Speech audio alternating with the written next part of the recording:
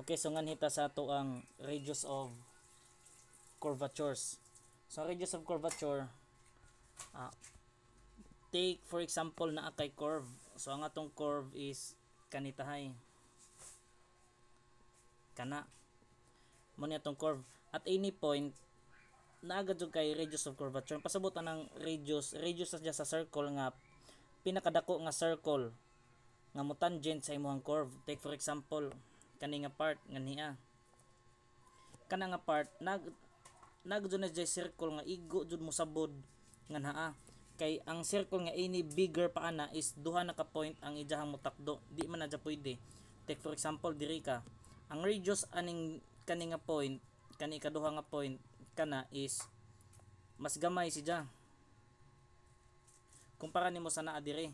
Kung diri pod ka nga point, mas dako ang ija radius kay dako man siya nga circle lang mosakto nga naa. Kana ba? Dapat matangent siya. So kana tanan nga radius ana mo na itong gitawag og radius of curvature na siya. So mo ni siya. Radius of curvature and curvature of a curve. So find the radius of curvature at any point curve y plus ln cosine x is equal to 0. So mo na ang ato ang equation para sa number 12. So number 12 mao ni.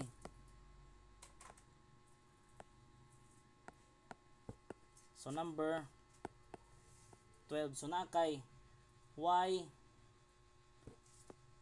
is equal to y plus ln cosine x is equal to 0. So y is equal to negative ln cosine x.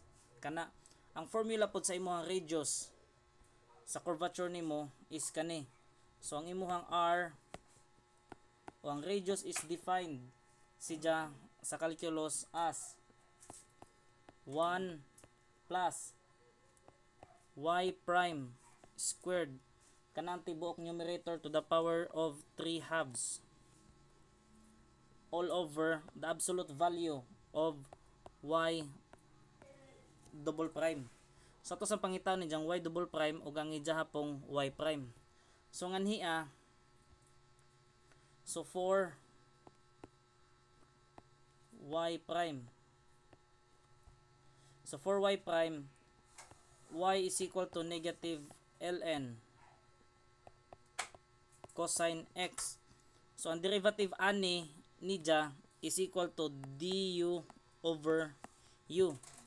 So y prime is equal to negative ato isod na. Ang ijang u is cosine x, ijang du is negative sine x. Kana mo na siya. So that is tangent x. So ang y prime nimo is equal to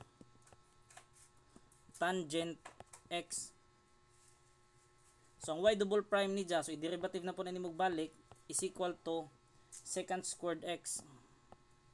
Secant squared x. So karon naa na taning duha ka value ato nang input ngani sa ato ang equation. Kani so ang r nimo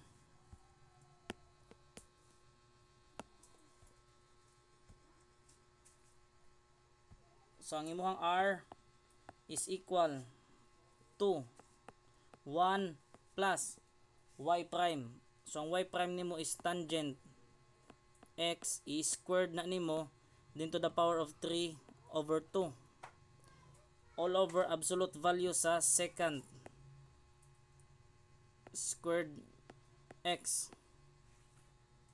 Kana so sa identity mao ni siya.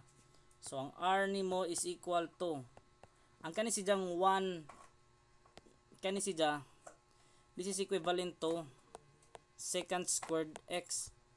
So mahimo na ni siya nga secant squared x. So secant squared x napakay 3 halves over secant squared x.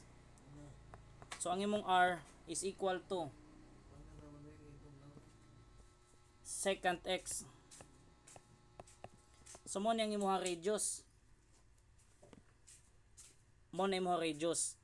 So ang radius di ay ni dya is secant x. So karon unsa man po ning ijang curvature. So ang relationship sa ijang curvature o sa radius sa curvature kani. So ang imong r is equivalent to 1 over k. Where ang kanang k is equal to curvature. So therefore ang imong k is equal to 1 over r. Equal ka na siya sa 1 over secant x, or atong k is equivalent to cosine x. So ato ang answer ana, ang atong r is equal to secant x, ang atong k is equal to cosine x. Mao ni. So letter